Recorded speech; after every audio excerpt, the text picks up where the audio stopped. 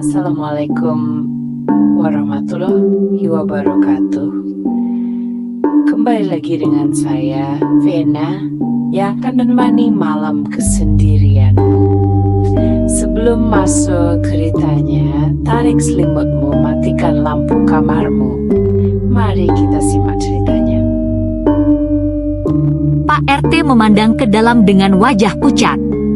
Saya rasa kalian harus bicara dengan Bu Wati. Siapa? Tanya Mas Adi. Pemilik rumah ini.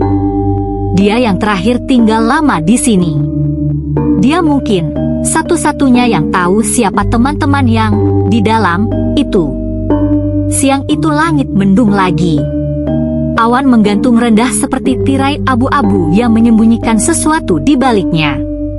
Mas Adi menyetir mobil dengan ekspresi muram, sementara Lisa duduk di sampingnya, masih memeluk boneka kelinci Naila yang semalaman tak pernah lepas dari pelukannya.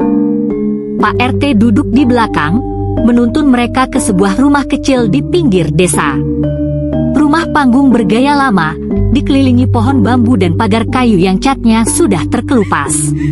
Bu Wati tinggal sendirian di sini, ujar Pak RT pelan. Sejak suaminya meninggal. Dulu mereka yang bangun rumah yang sekarang ibu tinggali. Lisa menoleh. Jadi, rumah itu dulu rumah keluarga Bu Wati. Pak RT mengangguk. Sesampainya di depan, mereka turun dan disambut oleh suara pintu tua yang dibuka dari dalam. Seorang wanita sepuh muncul di ambang pintu. Rambutnya putih seluruhnya, diikat rapi ke belakang. Kulitnya keriput tapi sorot matanya tajam, bukan tajam menakutkan, tapi seperti menyimpan banyak hal yang belum diucapkan. Pak RT, sapanya pelan. Kalian yang tinggal di rumah itu sekarang. Lisa maju selangkah. Iya, Bu. Saya Lisa. Ini suami saya, Mas Adi. Anak kami. Naila, dia menghilang semalam. Wajah Bu Wati tak menunjukkan keterkejutan. Hanya diam. Seolah sudah menduga. Masuklah, katanya. Di dalam rumah itu suasananya lebih hening dari luar. Ada aroma kayu tua dan dupa yang samar. Dinding penuh dengan lukisan-lukisan bunga, beberapa foto hitam putih tergantung di sudut ruang tamu. Rumah itu tidak pernah benar-benar kosong, Nak, kata Bu Wati perlahan, sambil menuangkan teh panas. Waktu saya kecil, saya sering dengar suara tawa anak-anak dari belakang rumah. Tapi orang tua saya bilang itu hanya imajinasi. Saya percaya. Sampai anak saya yang pertama mulai bicara dengan teman-temannya. Lisa memucat. Maksud ibu, mereka juga bicara dengan Naila. Bu Wati mengangguk pelan. Kalau mereka suka, mereka akan ajak main. Dan kalau anaknya nurut, mereka akan simpan. Kadang cuma semalam. Kadang, selamanya. Mas Adi mencondongkan tubuh. Tapi Naila masih bisa diselamatkan, kan? Dia belum hilang lama. Bu Wati memandang mereka, lama. Itu tergantung. Kalian masih punya waktu. Tapi kalian harus masuk ke tempat mereka. Masuk kemana? Tanya Lisa nyaris berbisik. Bu Wati menatap Lisa lurus. Ke belakang dinding. Lisa mengerutkan alis. Maksudnya? Di gudang itu. Ada dinding yang dulu dipasang suami saya. Bukan untuk memperkuat, tapi untuk menutup jalan. Karena kami tak sanggup terus mendengar suara-suara dari baliknya. Dinding itu menyegel pintu menuju tempat yang bukan milik kita. Dunia mereka. Bagaimana kami bisa membukanya? Tanya Mas Adi cepat. Bu Wati berdiri perlahan. Ia berjalan menuju lemari tua dan membuka lacinya, mengeluarkan sesuatu yang dibungkus kain putih. Ia menyerahkannya pada Lisa. Sebuah cermin kecil, bundar, dengan bingkai kayu hitam yang penuh ukiran seperti simbol-simbol kuno. pecahkan dindingnya. Tapi hanya bisa masuk satu orang. Dan saat kamu di dalam, jangan pernah sebut nama Naila dengan lantang. Jangan bicara pada siapapun, kecuali dia yang kamu cari. Dan kalau kamu mendengar seseorang memanggil dari belakangmu, jangan menoleh. Lisa menggenggam cermin itu dengan tangan gemetar. Wajahnya pucat. Tapi di matanya, ada sesuatu yang kembali menyala, tekad. Apapun yang ada di balik dinding itu, dia akan masuk. Demi Naila. Sore hari, langit menguning muram, dan angin mulai berhembus lebih dingin dari biasanya saat Lisa, Mas Adi, dan Pak RT kembali berdiri di depan gudang. Tak ada suara. Bahkan burung pun seolah enggan lewat di atas atapnya. Gudang itu kini tampak lebih tua dari sebelumnya. Seperti semakin menua setiap kali dilihat. Lisa menggenggam cermin kecil pemberian Buati. Bingkai kayunya terasa aneh di tangan, seolah hangat dan berdenyut. Ia menatap Mas Adi, yang sedang memegang palu dan linggis. "Kamu yakin?" tanya Mas Adi, matanya berkaca-kaca. Lisa mengangguk. "Kalau ada satu orang yang bisa bawa Naila pulang, itu aku." Dengan napas tertahan, mereka masuk ke dalam gudang. Aroma tanah lembab langsung menyergap. Debu masih menggantung di udara. Lisa menunjuk dinding belakang yang tampak seperti dinding biasa. Tapi jika diperhatikan, ada bekas retakan kecil di tepinya.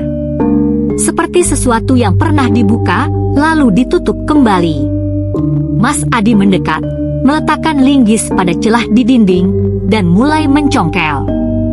1 kali, 2 kali. Retakan mulai melebar. Lalu dengan pukulan keras dari palu, sebagian papan dan plester itu roboh, menyingkap sesuatu di baliknya. Sebuah celah gelap. Terlalu sempit untuk dilihat dengan jelas, tapi cukup besar untuk dilalui satu orang. Udara dingin mengalir dari dalamnya. Beraroma, tanah basah, dan sesuatu yang lebih tua dari umur rumah itu sendiri. Lisa menatap ke dalam. Ia mengangkat cermin, dan untuk sesaat, cahaya dari cermin itu memantul sendiri. Seperti menangkap cahaya lain dari dalam celah itu. Seolah ada dunia lain di balik sana. Tanpa menunggu lebih lama, Lisa merangkak masuk. Mas Adi ingin mengikutinya, tapi lubangnya memang terlalu sempit. Ia hanya bisa memegang tangan Lisa 1 kali terakhir. "Temukan Naila," bisiknya. Lisa menatap balik dengan senyum kecil. "Apapun yang terjadi, jangan panggil namaku dari luar. Tunggu aku." Lalu ia masuk. Dan dunia berubah. Di dalam, tidak ada gelap total. Ada cahaya lembut kehijauan yang tidak berasal dari sumber manapun. Cahaya seperti kabut, menyinari lorong sempit berbatu yang dingin dan lembab. Dindingnya berdenyut pelan, seolah bernapas. Lisa menggenggam cermin erat, mengikuti lorong yang melengkung turun perlahan. Setelah beberapa menit, ia sampai pada sebuah ruang terbuka. Dan di sana, ada mainan. Boneka-boneka tua berjejer rapi. Beberapa rusak, beberapa seperti baru. Tapi semua menatap ke arah tengah ruangan. Dan di tengah ruangan itu, seorang anak berdiri membelakangi Lisa. Rambutnya panjang. Baju tidurnya pink dengan motif bunga. Ia berdiri diam, menghadap dinding, menggambar dengan jari. "Naila," bisik Lisa, nyaris tak terdengar. Anak itu berhenti menggambar. Tapi belum menoleh. Lalu dari balik bayang-bayang, suara-suara mulai bermunculan. Suara anak-anak. Tertawa kecil. Suara langkah kaki, tapi tak ada wujudnya. Lisa menggenggam cermin lebih erat. Ia melangkah maju. "Naila, sayang. Mama datang." Anak itu mulai berbalik perlahan. Wajahnya, ya, itu Naila. Tapi matanya Naila menoleh perlahan. Wajahnya terlihat jelas sekarang. Mata bulat, pipi halus, bibir mungil. Tapi ada sesuatu yang tidak pas. Matanya terlalu kosong, terlalu tenang. Bukan seperti anak kecil yang baru saja hilang semalaman. Lisa menggenggam cermin erat-erat, jantungnya berdetak keras. Sayang, itu kamu, kan? Naila hanya menatapnya. Tidak bergerak, tidak menjawab. Suara tawa anak-anak di sekeliling mereka terus terdengar, lembut, berlapis, seperti gema dari memori lama. Tapi ruangan itu kosong. Hanya mereka berdua. Tidak ada wujud lain. Lisa melangkah maju. 1 langkah. Naila, ayo pulang sama mama. Anak itu masih diam. Tapi dari sisi dinding, coretan dengan jari yang tadi ia buat perlahan berubah. Simbol. Bukan gambar anak-anak. Simbol melingkar, menumpuk, tak dikenal. Lisa berhenti. Ada yang tidak beres. Sangat tidak beres. Lalu Naila membuka mulutnya. Tapi suara yang keluar bukan suaranya. Kamu yakin itu Naila? Lisa tersentak. Suara itu suaranya sendiri. Tapi lebih dalam, lebih dingin. Datang dari bibir Naila. Dia mundur, cermin di tangannya bergetar hebat. Refleksi wajahnya sendiri di permukaannya mulai berubah. Matanya terlihat lelah, seperti belum tidur selama berhari-hari. Rambutnya kusut. Wajahnya lebih pucat dari yang ia ingat. Enggak, ini cuma sugesti, gumamnya, memejamkan mata. Kalau kamu yang hilang duluan, apa Naila akan mencarimu? Suara itu lagi. Tapi kali ini, terdengar sangat dekat. Di belakang telinganya. Lisa membuka mata. Sekarang ruangan itu berbeda. Tidak ada boneka. Tidak ada Naila. Hanya cermin besar berdiri di tengah ruangan, dan di dalamnya, dirinya sendiri, memandangi balik. Tapi bukan dia sekarang. Lisa yang di dalam cermin tampak hancur. Matanya merah, wajahnya penuh luka, dan di belakangnya berdiri sosok anak kecil, menutupi wajah dengan tangan. Lisa memutar tubuhnya cepat. Tidak ada siapa-siapa di belakangnya.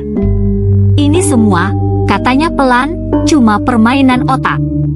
Tapi tangannya kini memegang sesuatu yang berbeda. Bukan cermin, tapi gambar. Kertas bergambar anak kecil berdiri di tengah lingkaran, dikelilingi sosok tinggi tak berbentuk. Gambarnya berubah. Di luar lingkaran sekarang ada seorang wanita dewasa, tubuhnya mulai kabur, seolah pelan-pelan menghilang. Lisa menatap gambar itu. Lalu terdengar suara kecil, jauh dan lemah, seperti dari ujung koridor ingatan. Mama. Suara Naila. Kali ini, suaranya sendiri. Ragu, lemah. Seperti mimpi yang hampir hilang. Lisa menoleh ke sekeliling. Dunia itu mulai bergoyang. Dinding batu memudar jadi kertas. Tanah berubah jadi kayu lapuk. Seolah ruangan ini hanya hasil tumpukan trauma dan memori lama. Lisa mulai berlari. Ia tak tahu kemana, tapi ia tahu satu hal, jika ia berhenti berpikir bahwa Naila masih bisa diselamatkan, maka semuanya akan hilang. Termasuk dirinya sendiri. Lisa berlari dalam lorong yang kini tampak seperti ruang rumah kontrakan, tapi terdistorsi. Dindingnya melengkung, langit-langit terlalu tinggi, dan lukisan di tembok bergerak perlahan seperti napas. Langkah kakinya bergema, tapi bukan seperti kaki satu orang. Seolah ada puluhan kaki kecil yang mengikutinya. Tertawa. Menyanyi lagu yang terdengar familiar. Nina Bobo, oh Nina Bobo. Lisa menutup telinga. Berhenti! Diam! Ia berhenti di depan sebuah pintu. Bentuknya persis pintu kamar Naila. Tapi di atasnya ada tulisan dengan kapur putih. Ingat dengan benar. Tangan Lisa gemetar saat menyentuh gagangnya. Ia buka pintu perlahan dan masuk ke kamar rumah lamanya. Bukan kontrakan. Bukan tempat mereka tinggal sekarang. Lampu gantung pink. Tirai bunga. Laci mainan. Semua persis seperti dulu sekali. Lisa berjalan masuk pelan, menatap foto di meja kecil. Ia memegang bingkainya. Foto itu memperlihatkan dirinya dan Mas Adi. Tapi tidak ada Naila. Ia mengacak-acak laci, album foto, buku cerita, kotak memori. Semua kosong. Tidak ada jejak anak. Tidak ada gambar keluarga bertiga.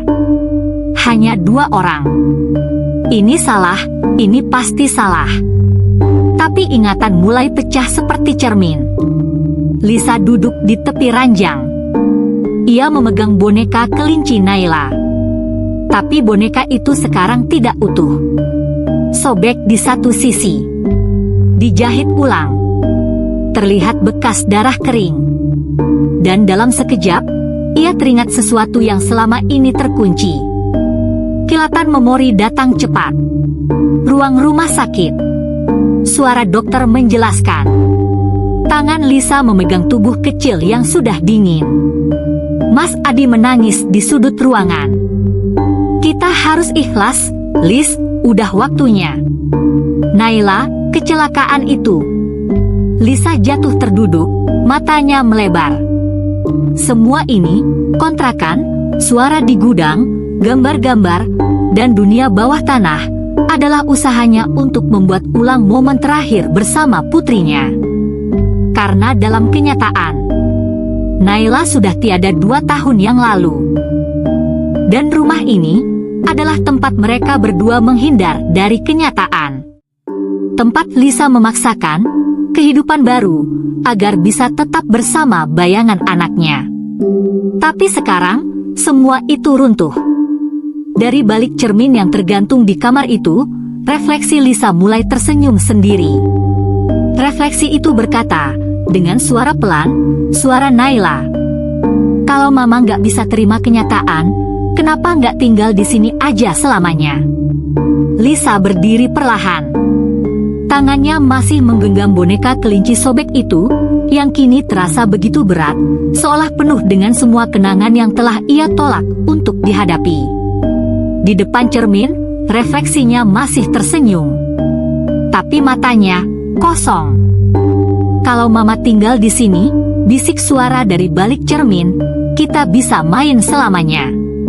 Nggak ada rumah sakit. Nggak ada kecelakaan. Nggak ada sedih. Cermin itu bergetar perlahan, dan dari dalamnya, Naila merentangkan tangan mungil, mengundang Lisa untuk masuk. Di belakang gadis kecil itu, tampak dunia penuh cahaya hangat, taman bunga, tawa anak-anak. Tempat yang sempurna. Tempat yang tidak nyata. Lisa menatap ke arah cermin, lalu kembali ke boneka kelinci di tangannya. Ia menggigit bibirnya, tubuhnya gemetar. Air matanya jatuh tanpa suara. Aku pengen banget tinggal di sini, bisiknya, tapi itu artinya aku harus kehilangan kamu 2 kali. Tangan Lisa perlahan mengangkat cermin kecil pemberian Buati. Ia menatap bayangannya sendiri di dalam, bukan pantulan hantu, bukan dunia ilusi, tapi dirinya yang sebenarnya, lelah, luka, tapi hidup. Ia menoleh ke Naila 1 kali terakhir. Aku cinta kamu. Tapi kamu udah pergi. Naila berhenti tersenyum. Matanya melebar. Sekelilingnya mulai retak, taman di belakangnya berubah menjadi abu. Dinding kamar memudar menjadi lorong batu. Boneka-boneka jatuh satu persatu. Cermin besar pecah. Lisa memejamkan mata, lalu melempar cermin kecil itu ke tanah. Brak. Gelap. Sunyi. Lisa terbangun di lantai gudang. Mas Adi ada di sana. Memeluknya erat. "Lis, kamu sadar? Kamu udah lama banget di dalam. Kupikir kamu." Lisa memeluk balik. Tak bisa berkata apa-apa. Tangannya masih menggenggam boneka kelinci. Tapi sekarang tak ada sobekan. Tak ada darah. Hanya kelinci putih bersih, seperti baru. Di luar gudang, langit sore tampak sedikit lebih terang. Lisa berdiri perlahan. Nafasnya masih berat. Tapi matanya tidak kosong lagi. Ada sesuatu yang pulang ke dirinya. Atau, mungkin, sesuatu yang akhirnya ia lepas. Minggu pagi. Rumah kontrakan sudah mulai terasa seperti rumah sungguhan. Lisa duduk di beranda, menyiram tanaman kecil yang ia tanam kemarin. Mas Adi datang membawa teh.